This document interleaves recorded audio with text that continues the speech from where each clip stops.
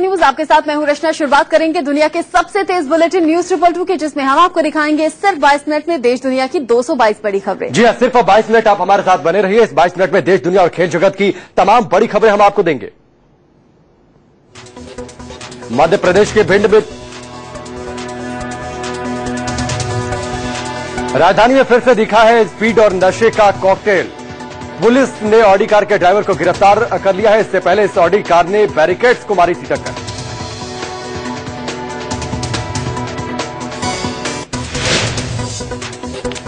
बेकाबू Audi car ने police barricades को टक्कर मारी। इसमें पुलिस वाले बाल बाल बच गए।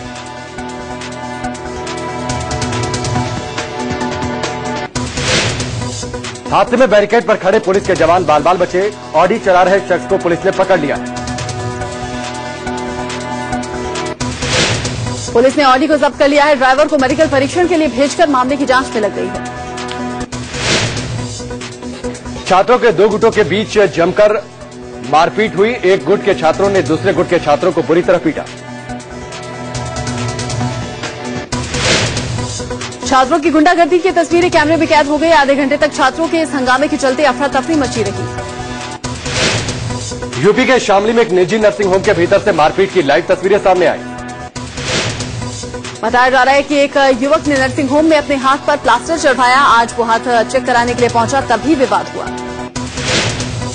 यहां इलाज के लिए आए एक मरीज के परिजनों और नर्सिंग होम के कर्मचारियों के बीच जमकर मारपीट हुई। मारपीट की ये सारी तस्वीरें सीसीटीवी में कैद हो गई। नर्सिंग होम के कर्मचारियों से बहस के बाद युवक उस समय तो चला गया, लेकिन बाद में अपने परिजनों के साथ दोबारा अस्पताल पहुंचा और कर्मचारियों से भिड़ गया। यूपी के फिरोजाबाद में गुस्साए लोगों ने जेब काटते हुए एक युवक को रंगे हाथ पकड़ लिया, फिर उसकी जमकर पिटाई कर दी। दिल्ली से सटे फरीदाबाद के बल्लभगढ़ में सड़क हादसे के बाद जमकर बवाल हुआ। गुस्साए लोगों ने छात्र को कुचलने वाले टैंकर, फायर ब्रिगेड की गाड़ी और एक बाइक को आग के हवाले कर दिया। धू-धू कर जलते इस टैंकर ने साइकिल से जा रहे 8वीं क्लास के छात्र को रौंद दिया था, जिसके उसकी मौत हो गई। जिसके बाद लोगों का गुस्सा फूट पड़ा। लोगों ने मौके पर पहुंची फायर ब्रिगेड की गाड़ी को भी आग के हवाले कर दिया। साथ ही 2 बाइकें भी फूंक दी गई। हंगामे पर काबू पाने आई पुलिस से भी मारपीट की गई। हादसे के बाद इलाके में तनाव का माहौल बना हुआ है। राजस्थान के उदयपुर में उस वक्त अफरा तफरी मच गई जब सुखेर इलाके में एक कार में भीषण आग लग गई। कार का ड्राइवर पेट्रोल भरवाने के बाद कुछ ही दूर चला था कि कार में आग लग गई। आग लगने के बाद कार में जोरदार धमाका भी हुआ। गनीमत रही कि आग लगने के बाद धमाके की यह घटना पेट्रोल भरवाते समय नहीं हुई, वरना बड़ा हादसा हो सकता था। हादसे के वक्त कार में 2 लोग सवार थे, जो आग लगते ही कार से सुरक्षित बाहर आ गए। यूपी के फिरोजाबाद में उस समय अफरा तफरी मच गई जब एक अपराधी को पकड़ने उसके घर गई पुलिस टीम पर अपराधी के भाई ने तमंचे से फायरिंग शुरू कर दी। खबर के मुताबिक लूट की वारदात में शामिल एक बदमाश को पकड़ने के लिए पुलिस आरोपी के घर पहुंची। घर पर आरोपी तो नहीं मिला, उल्टे उसके भाई हाथ में तमंचा लेकर छत पर चढ़ गया और पुलिस वालों पर गोलियां दागने लगा। इस शख्स के दबंगई के आगे यूपी पुलिस के हौसले पस्त पड़ गए और अपनी जान बचाने के लिए वो वहां से भाग खड़ी हुई। इसके बाद पुलिस पर फायरिंग करने वाला ये शख्स भी मौके से फरार हो गया। अब पुलिस दोनों भाइयों की तलाश में जुटी है। यूपी के जौनपुर में एक प्राइवेट स्कूल की बस पलट जाने से 32 बच्चे जख्मी हो गए, जिनमें से 6 की स्थिति गंभीर बनी हुई है। बताया जा रहा है कि रेलवे क्रॉसिंग पर एक बाइक को ओवरटेक करने के चक्कर में ये पूरा हादसा हुआ। उत्तराखंड के टिहरी में यात्रियों से भरी एक बस नदी में जा गिरी। हादसे के वक्त बस में 33 लोग सवार थे। ये बस ऋषिकेश से श्रीनगर जा रही थी। टिहरी जिले में नेशनल हाईवे 58 पर जुयालगढ़ मलेथा इलाके में अनियंत्रित होकर रेलिंग तोड़ती हुई ये बस नदी में जा गिरी। बस में फंसे 8 लोगों को निकालकर घायल स्थिति में अस्पताल पहुंचाया गया है। श्रीनगर में हुए इस बस हादसे पर मुख्यमंत्री हरीश रावत ने शोक जताया है। मुख्यमंत्री ने इस हादसे में मरने वालों के परिजनों को 1-1 लाख रुपए और घायलों को 50-50 हजार रुपए मुआवजा देने का ऐलान किया है। मध्य प्रदेश के दमोह में एक युवक को चोरी के आरोप से खुद को बेकसूर साबित करने की शोक जताया है। मुख्यमंत्री ने इस हादसे में मरने वालों के परिजनों को 1-1 लाख रुपए और घायलों को 50-50 हजार रुपए मुआवजा देने का ऐलान किया है। मध्य प्रदेश के दमोह में एक युवक को चोरी के आरोप से खुद को बेकसूर साबित करने के लिए अग्नि परीक्षा देनी पड़ी। पंचायत के आदेश पर युवक को खौलते तेल की कढ़ाई में हाथ डालकर एक पत्थर निकालना था। इसकी हथेली जलती तो ये चोर माना जाता। युवक ने खौलते तेल से भरी कढ़ाई में हाथ डालकर पत्थर निकाला और पंचायत के मुखिया को थमा दिया। गनीमत रही कि ऐसा करने पर भी युवक के हाथ नहीं जले, वरना उस पर चोरी का आरोप साबित हो जाता और उसे सजा भुगतनी पड़ती। अग्नि परीक्षा का यह सिलसिला दमोह के किल्लाई गांव में पारसी समाज में सालों से चला आ रहा है, लेकिन इसे रोकने के लिए कभी किसी स्तर पर पहल नहीं की गई। कई बार इस कवायद में लोगों के हाथ बुरी तरह से झुलस चुके हैं, लेकिन ये सिलसिला जारी है। महाराष्ट्र के थाने में हाई प्रोफाइल सेक्स रैकेट गिरोह का भांडाफोड़ हुआ। पुलिस ने 2 अलग अलग जगहों पर छापा मारकर 3 महिला दलालों के चंगुल से 8 लड़कियों को छुड़वाया। महिला दलाल लड़कियों को मॉडल बताकर ग्राहकों के पास भेजा करती थी, वहीं छुड़ाई गई लड़कियों को महिला सुधार गृह भेज दिया गया। लखनऊ के थाना कैंट इलाके में लोको सर्विस स्टेशन के पास नशे की हालत में पड़ी हुई एक लड़की मिलने से हड़कंप मच गया। पुलिस ने लड़की को अस्पताल पहुंचाया। लड़की ने अपने एक साथी पर नशीली चीज खिलाकर रेप करने का आरोप लगाया। लड़की के मुताबिक वो गोरखपुर की रहने वाली है। वो करीब हफ्ते भर पहले लखनऊ आई थी और चारबाग रेलवे स्टेशन के पास रह रही थी। बिहार के दरभंगा में 9 साल की एक बच्ची के साथ रेप का मामला सामने आया। तीसरी में पढ़ने वाली बच्ची स्कूल गई थी, उसी दौरान गांव के ही एक युवक ने उससे दुष्कर्म किया। बच्ची को इलाज के लिए डीएमसीएच में भर्ती करवाया गया। मधेपुरा थाने में मामला दर्ज किया गया है। महाराष्ट्र के जलगांव में एक स्कूली छात्रा के साथ टीचर के छेड़छाड़ की घटना सामने आई है। 10वीं में पढ़ने वाली छात्रा से खेल के दौरान प्ले टीचर ने छेड़छाड़ किया। घर वालों की शिकायत पर पुलिस ने मामला दर्ज कर दिया। मुंबई से सटे थाने में बदमाशों ने एक व्यापारी की गला घोंटकर हत्या कर दी, उसका शव नदी में फेंक दिया। पुलिस ने 4 आरोपियों को गिरफ्तार कर लिया है। आरोपियों की आज कोर्ट में पेशी होगी। दिल्ली में नारकोटिक्स कंट्रोल ब्यूरो ने दिल्ली हरियाणा बॉर्डर से 31 किलो हेरोइन पकड़ी है। हेरोइन के साथ 3 लोगों को गिरफ्तार किया गया है। इसमें एक अफगानी मूल का शख्स भी शामिल है। दिल्ली के मायापुरी इलाके में पुलिस ने फर्जी कागजात पर बैंक से 40 लाख का होम लोन कराने की कोशिश कर रहे 3 लोगों को गिरफ्तार कर लिया। आरोपियों के पास से 12 मोबाइल, 1,80,000 कैश, कई चेकबुक, पासबुक और 2 कारें बरामद हुई हैं। दिल्ली के करावल नगर थाना पुलिस ने एक शातिर लुटेरे गैंग का भंडाफोड़ किया है। पुलिस ने इस गिरोह के 4 बदमाशों को पकड़ा है। इस गिरोह में 3 नाबालिग भी शामिल हैं। पुलिस को इनके पास से लूट की 2 बाइक और करीब 1 लाख रुपए मिला है। यूपी के कासगंज में दहेज के चलते एक महिला को मौत के घाट उतार दिया गया। आरोप है कि फुल कुमारी नाम की महिला को उसके ससुराल वालों ने गला दबाकर मार दिया। पुलिस ने 3 लोगों के खिलाफ मामला दर्ज कर आरोपियों की तलाश शुरू कर दी है। इलाहाबाद में बदमाशों ने एक इंजीनियर की गोली मारकर हत्या कर दी। इंजीनियर मॉर्निंग वॉक पर निकले थे।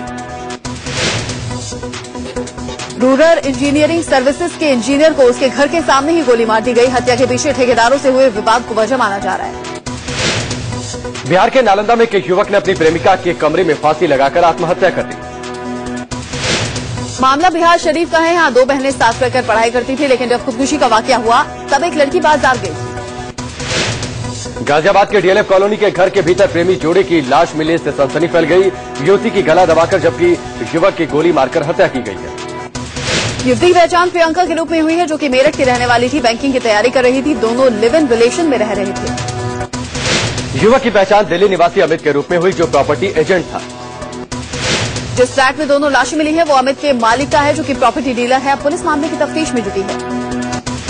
जम्मू कश्मीर में 13वें दिन भी इंडिया न्यूज की मां कवरेज जारी है। हमने श्रीनगर में राजभवन के बाहर का जायजा लिया, जहां राहत के इंतजार में लोगों की लंबी कतारें दिखी। इंडिया न्यूज की टीम ने नेहरू बेस कैंप का जायजा लिया। रेस्क्यू किए गए लोगों को यहां से विशेष विमान के जरिए सुरक्षित जगहों पर ले जाया जा रहा है। नेहरू बेस कैंप पर हजारों टूरिस्ट भी मौजूद हैं, जिनमें विदेशी सैलानी भी शामिल हैं। इन सबको बारी बारी अपने मंजिल तक भेजा जा रहा है। इंडिया न्यूज की टीम ने रेडियो कॉलोनी का जायजा लिया तो हैरान करने वाली तस्वीरें सामने आई। यहाँ गाड़ियां और घर सब पानी में डूबे हुए थे। रेडियो कॉलोनी में घूमते हुए सेना के जवानों ने नाव के जरिए छोटे छोटे बच्चों और महिलाओं को बचाया। ये लोग काफी दिनों से फंसे हुए थे।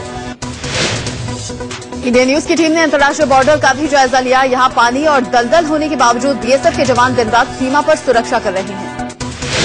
बाढ़ के चलते सीमा पर तारबंदी को काफी नुकसान पहुंचा है। बीएसएफ के जवान अब इसे दुरुस्त करने में जुटे हैं। श्रीनगर में एमबीबीएस की पढ़ाई करने वाले तकरीबन 200 छात्रों को सेना ने बचाया। इनमें कई लड़कियां भी शामिल हैं। ये लोग 10 दिन से बाढ़ में फंसे थे। जम्मू कश्मीर सरकार के 7 मंत्रियों का एक डेलीगेशन पीएम आवास पर पीएम से मिला। मोदी ने डेलीगेशन के साथ बाढ़ पर चर्चा की। जम्मू कश्मीर के पुंछ पहुंचे केंद्रीय स्वास्थ्य मंत्री डॉक्टर हर्षवर्धन ने बाढ़ प्रभावित इलाकों का दौरा किया। बाढ़ के बाद अब श्रीनगर में महामारी का खतरा मंडरा रहा है। विशेषज्ञों की माने तो जगह जगह पानी जमा होने से बीमारियां फैलने का खतरा बढ़ चुका है। स्वास्थ्य मंत्री हर्षवर्धन ने दावा किया कि सरकार महामारी से निपटने के लिए जरूरी कदम उठा रही है। जम्मू कश्मीर में बाढ़ के पानी का स्तर घटने से राहत और बचाव के काम में तेजी आई है। करीब 5 लाख लोग अभी भी घाटी के अलग अलग इलाकों में फंसे हुए हैं। सूचना प्रसारण मंत्रालय ने जम्मू कश्मीर में बाढ़ पीड़ितों को बीएसएनएल नेटवर्क से मुफ्त में बात करने की सुविधा दी है। बाढ़ पीड़ितों की मदद के लिए रेलवे की ओर से स्पेशल ट्रेन भी चलाई जा रही है। ट्रेनों के साथ एक्स्ट्रा बोगी लगाई जा रही है ताकि ज्यादा से ज्यादा लोग सफर कर सकें। श्रीनगर में बाढ़ से अभी भी हालात बिगड़े हुए हैं। मुख्यमंत्री ने दावा किया है कि अगले 36 घंटे में श्रीनगर के सभी इलाकों तक राशन पहुंचा दिया जाएगा। पीएमओ में राज्य मंत्री जितेंद्र सिंह ने जम्मू कश्मीर के बाढ़ प्रभावित इलाकों का हवाई सर्वेक्षण किया। इस दौरान उन्होंने उधमपुर का भी जायजा लिया। प्रधानमंत्री नरेंद्र मोदी अपने 15 मंत्रियों से बेहद नाराज हैं। सूत्रों से खबर है कि इन मंत्रियों ने कामकाज का ब्यौरा नहीं दिया है। खबर है कि प्रधानमंत्री नजमा हेपतुल्ला, मेनका गांधी, हरसिमरत कौर, थावरचंद गहलोत, कलराज मिश्र और कृष्ण पाल गुर्जर सहित 15 मंत्रियों से खफा है। दरअसल प्रधानमंत्री ने अपने सभी मंत्रियों से सरकार के 100 दिन पूरे होने पर अपने अपने मंत्रालयों का रिपोर्ट कार्ड देने के लिए कहा था। प्रधानमंत्री नरेंद्र मोदी ने जम्मू कश्मीर में आई तबाही की वजह से अपने जन्मदिन में किसी भी तरह के जश्न मनाने से मना कर दिया। उन्होंने देश में होने वाले सभी कार्यक्रमों को रद्द कर दिया है। उनका जन्मदिन 17 सितंबर को है। मोदी अपने जन्मदिन के दिन चीन के राष्ट्रपति शी जिनपिंग से अहमदाबाद में मिलेंगे। चीनी राष्ट्रपति की अगवानी के लिए मोदी प्रोटोकॉल तोड़कर अहमदाबाद एयरपोर्ट उन्हें लेने जाएंगे। खबर है कि चीनी राष्ट्रपति के मेहमान नवाजी के लिए उन्हें बाजरे की रोटी और मसाला खिचड़ी समेत 100 से ज्यादा व्यंजन परोसे जाएंगे। शहरी विकास मंत्रालय के आदेश के बाद भी बंगला खाली नहीं करने पर एनडीएमसी ने 30 पूर्व सांसदों के बिजली पानी के कनेक्शन काट दिए। जिन पूर्व सांसदों के बंगलों के बिजली पानी के कनेक्शन काटे गए उसमें अजीत सिंह, जितेंद्र सिंह और अजहरुद्दीन शामिल हैं। पूर्व केंद्रीय मंत्री अजीत सिंह के बंगले का कनेक्शन काटने पर आरएलडी ने इसे राजनीतिक साजिश बताया। लंबी तनातनी के बाद महाराष्ट्र में कांग्रेस और एनसीपी के बीच सीटों को लेकर समझौता होने की खबर है। सूत्रों से खबर है कि महाराष्ट्र की कुल 288 सीटों में कांग्रेस 164, एनसीपी 124 सीटों पर चुनाव लड़ेगी। 2009 के विधानसभा चुनाव में कांग्रेस 174 और एनसीपी 114 सीटों पर चुनाव लड़ी थी। कांग्रेस इसी फॉर्मूले पर फिर से चुनाव लड़ने की तैयारी में थी, लेकिन एनसीपी नहीं। 2009 में कांग्रेस ने 174 में से 82 सीटें जीती थी, जबकि एनसीपी के खाते में 114 में से 62 सीटें आई थी। महाराष्ट्र में इस वक्त दोनों की गठबंधन सरकार है। वहीं दूसरी तरफ सीटों के बंटवारे को लेकर शिवसेना और बीजेपी के बीच तनातनी जारी है। इसी बीच उद्धव ठाकरे ने सीएम कार्ड खेल दिया। उद्धव ठाकरे ने कहा कि अगर हालात बनते हैं तो मुख्यमंत्री बनने के लिए तैयार है। हालांकि कुछ दिन पहले उद्धव ने कहा था कि वो सीएम बनने का सपना नहीं देखते। गोरखपुर से बीजेपी सांसद योगी आदित्यनाथ आज गोरखनाथ मठ के महंत का पद संभालेंगे। आज उनका राज तिलक होगा। महंत अवैधनाथ के निधन के बाद ये पद खाली हुआ है, जिसे अब योगी आदित्यनाथ संभालेंगे। मठ परंपरा के मुताबिक आज गोरख पीठाधीश्वर के महंत रहे अवैधनाथ को मंदिर परिसर में समाधि दी जाएगी। समाधि दिए जाने से पहले योगी आदित्यनाथ का पीठाधीश्वर पद का अभिषेक किया जाएगा। सुबह करीब 9:30 बजे योगी आदित्यनाथ का अभिषेक होगा। इस मौके पर बड़ी संख्या में संत, महंत और धर्माचार्य मौजूद रहेंगे। नाथ संप्रदाय की सर्वोच्च संस्था के उपाध्यक्ष, महामंत्री समेत तमाम पदाधिकारी कल देर शाम तक गोरखनाथ मंदिर पहुंच गए थे। इससे पहले कल गोरखपुर पहुंचे गृह मंत्री राजनाथ सिंह और बीजेपी नेता लालकृष्ण आडवाणी ने महंत अवैधनाथ के पार्थिव शरीर के अंतिम दर्शन किए। अंतिम दर्शन के बाद राजनाथ सिंह ने कहा कि अयोध्या में राम मंदिर बनना महंत अवैधनाथ का सपना था। भगवान करे उनका सपना पूरा हो। महंत अवैधनाथ के निधन से गोरखपुर में ही नहीं बल्कि पूरे पूर्वांचल में शोक की लहर है। गोरखपुर में आज दिन तक सभी सराफा बाजार, स्कूल और कॉलेज बंद रहेंगे। आपको बता दें कि शुक्रवार रात को लंबी बीमारी के बाद महंत अवैधनाथ का गोरखपुर में निधन हो गया था। बीजेपी अध्यक्ष अमित शाह आज हरिद्वार जाएंगे। अमित शाह यहां बाबा रामदेव के कार्यक्रम में शिरकत करेंगे। अमित शाह सुबह करीब 9 बजे बहादुराबाद के निकट पतंजलि योगपीठ जाएंगे। यहां वो आवासीय भवन का उद्घाटन करेंगे। उद्घाटन समारोह के बाद अमित शाह पदार्था गांव स्थित पतंजलि फूड पार्क जाएंगे और वहां से सीधे औरंगाबाद गांव के पास योगग्राम पहुंचेंगे। बाबा रामदेव काफी दिनों से नाराज बताए जा रहे हैं। ऐसे में शाह का ये दौरा काफी अहम माना जा रहा है। अध्यक्ष बनने के बाद उनका ये पहला उत्तराखंड का दौरा है। दिल्ली विश्वविद्यालय में मोदी का मैजिक चला और एबीवीपी ने छात्र संघ चुनाव में जीत हासिल कर ली। एबीवीपी के उम्मीदवारों ने छात्र संघ के चारों पदों पर कब्जा करके एनएसयूआई को करारी शिकस्त दी। अध्यक्ष पद पर एबीवीपी के मोहित नागर ने जीत हासिल की, जबकि उपाध्यक्ष पद पर एबीवीपी के ही प्रवेश मलिक ने बाजी मारी।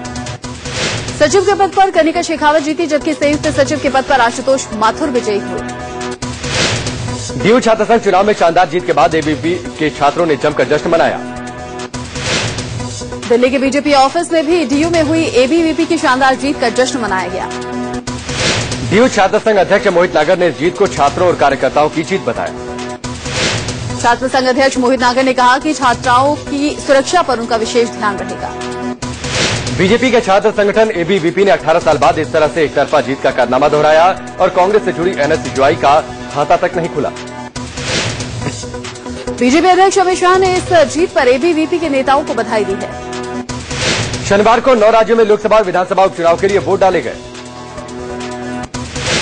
लोकसभा को 3 और विधानसभा की 33 सीटों के लिए वोटिंग हुई। इन चुनाव के नतीजे 16 सितंबर को आएंगे। जिन 3 सीटों पर लोकसभा उपचुनाव हुए उनमें वडोदरा, मैनपुरी और मेडक सीटें शामिल हैं। लोकसभा उपचुनाव के साथ साथ विधानसभा उपचुनाव के लिए 33 सीटों पर मतदान हुआ, जिसमें यूपी की 11, गुजरात की 9, राजस्थान की 4 और असम की 3 सीटें शामिल हैं। इसके अलावा पश्चिम बंगाल की 2, छत्तीसगढ़, आंध्र प्रदेश, सिक्किम और त्रिपुरा की 1-1 सीट पर भी विधानसभा उपचुनाव के लिए वोट डाले गए। यूपी में मैनपुरी लोकसभा सीट के साथ 11 विधानसभा सीटों पर वोटिंग हुई।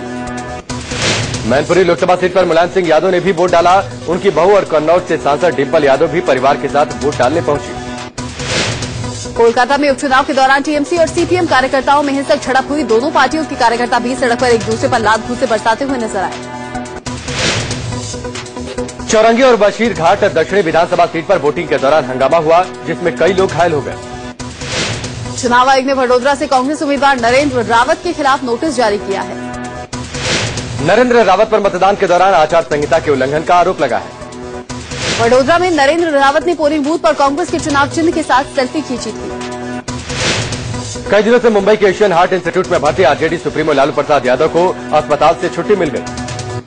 अस्पताल से निकले पर लालू ने बताया कि उन्हें आराम करने की सलाह दी गई है। लालू के साथ उनकी पत्नी राबड़ी देवी भी मौजूद थी। लालू कल शाम मुंबई से दिल्ली पहुंचे। 27 अगस्त को लालू के हार्ट की सर्जरी हुई थी, तब से वो अस्पताल में ही भर्ती थे।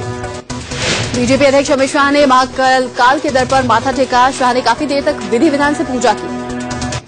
शाह के दौरे को गोपनीय रखा गया था। इस दौरान मंदिर के पास के इलाकों की सुरक्षा बढ़ा दी गई थी। राष्ट्रपति प्रणब मुखर्जी आज से 3 दिन के वियतनाम दौरे पर जा रहे हैं।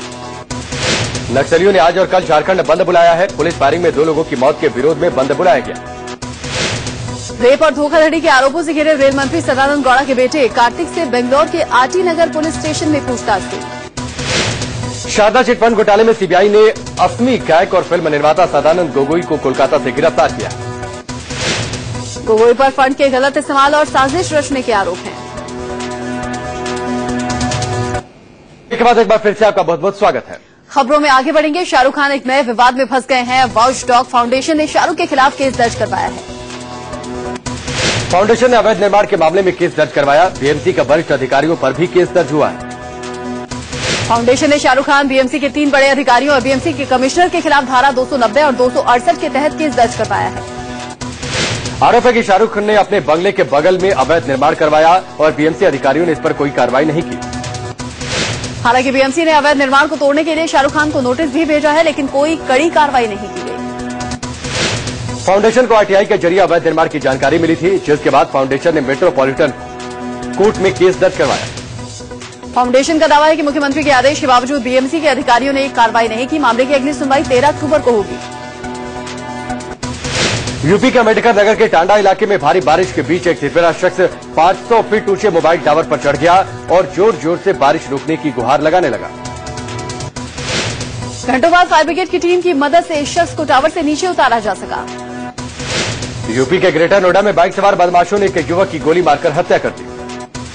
वारदात दादरी कोतवाली इलाके की है। युवक जिम करने के बाद दोस्त के साथ बाइक से घर लौट रहा था, तभी रास्ते में बदमाशों ने उसे गोली मार दी। हत्या के पीछे जमीन का विवाद माना जा रहा है। पुलिस मामले की छानबीन कर रही है। गाजियाबाद के मुरादनगर में यूपी एसटीएफ की टीम ने एक नकली फूड सप्लीमेंट बनाने वाली फैक्ट्री में छापेमारी की। फूड डिपार्टमेंट की टीम ने फूड सप्लीमेंट के सैंपल जांच के लिए भेज दिए। पुलिस ने कारीगरों को हिरासत में ले लिया। असम के दरंग जिले में हैंड ग्रेनेड से किए गए ब्लास्ट में एक व्यक्ति की मौत हो गई, जबकि 4 लोग जख्मी हो गए। घायलों में 2 की हालत गंभीर है। ब्लास्ट डोलगांव इलाके के बरगोरा चाय बागान में किया गया। मुजफ्फरनगर में एक केमिकल फैक्ट्री में हुए विस्फोट में 2 कर्मचारियों की मौके पर ही मौत हो गई। वहीं एक कर्मचारी गंभीर रूप से घायल हो गया। यूपी के हापुड़ में सीवर लाइन की सफाई के दौरान हुए जहरीली गैस के रिसाव में 2 मजदूरों की मौत हो गई, जबकि एक को गंभीर स्थिति में इलाज के लिए दिल्ली रेफर किया गया। हादसे के बाद ठेकेदार फरार है। यूपी के फैजाबाद शहर कोतवाली के इंचार्ज ने एक 10 साल के बच्चे को 5 तमाचे मारने का फरमान सुना दिया। दरअसल लड़के से कुछ लोग गुंडा टैक्स वसूलते थे। डर के मारे बच्चे ने फीस के पैसे दे दिए थे, लेकिन बच्चा इसकी शिकायत करने थाने पहुंचा था। लेकिन पुलिस ने मामला दर्ज करने की बजाय उल्टा बच्चे के घर वालों से कहा कि 5 कंटाप लगाओ इसे, अभी बता देगा कि पैसे कहां गए। कानपुर के डबकेश्वर महादेव घाट में आर्मी को खुदाई के दौरान बेशकीमती मुगलकालीन सिक्के मिले। सेना ने सभी सिक्के प्रशासन के हवाले कर दिए। पूरा इलाका आर्मी ने टेक ओवर कर रखा है। दिल्ली मेट्रो में डोरेमोन, छोटा भीम, चाचा चौधरी जैसे कार्टून किरदार मेट्रो की सफाई, सुरक्षा और मेट्रो के नियमों के बारे में जागरूक करेंगे। मेट्रो प्रबंधन अवेयरनेस वीडियो बनाने की तैयारी भी कर रही है, जिसे मेट्रो के अंदर दिखाया जाएगा। दिल्ली के आरकेपुरम में लोगों ने कैंडल मार्च निकालकर विरोध प्रदर्शन किया। दरअसल 21 जुलाई को 3 दोस्तों की लाश एक कार में मिली थी। 1.5 महीने का वक्त बीत गया, लेकिन पुलिस अभी तक मौत की गुत्थी नहीं सुलझा पाई। दिल्ली के रामलीला मैदान में होने वाली रामलीला की तैयारी शुरू हो गई है। दशहरे में रावण दहन के मौके पर राजनाथ सिंह, नितिन गडकरी, फिल्म अभिनेता गोविंदा मौजूद रहेंगे। यूपी के सुल्तानपुर में मिड डे मील में गड़बड़ी को लेकर सैकड़ों ग्रामीणों ने 4 घंटे तक हाईवे जाम कर दिया। मामला कुड़वार थाना इलाके के हसनपुर गांव का है। बच्चों की तबीयत बिगड़ने पर परिजन सड़क पर आ गए और हंगामा करने लगे। गाजियाबाद में लव जिहाद का मामला सामने आया है। एक लड़के पर नाबालिग लड़की को बहला फुसलाकर भगाने और धन परिवर्तन के लिए दबाव बनाने का आरोप है। लोगों के दबाव के बाद पुलिस हरकत में आई और आरोपी समेत 3 लोगों को हिरासत में लिया गया। मध्य प्रदेश के उज्जैन में लव जिहाद का मामला सामने आया है। यहां एक महिला ने आरोप लगाया कि धोखा देकर एक शख्स ने उसके साथ रेप किया। महिला के आरोप के बाद पुलिस ने आरोपी शख्स को हिरासत में ले लिया। तेलंगाना के सीएम के चंद्रशेखर राव के मीडिया विरोधी बयान के खिलाफ हैदराबाद में पत्रकारों ने कैंडल लाइट मार्च निकाला। आपको बता दें कि के चंद्रशेखर राव ने बयान दिया था कि मीडिया को जमीन में दफन कर देंगे। भारत की ओर से बातचीत के संकेत देने के बाद पाकिस्तान ने फिर से बातचीत जारी रखने की वकालत की।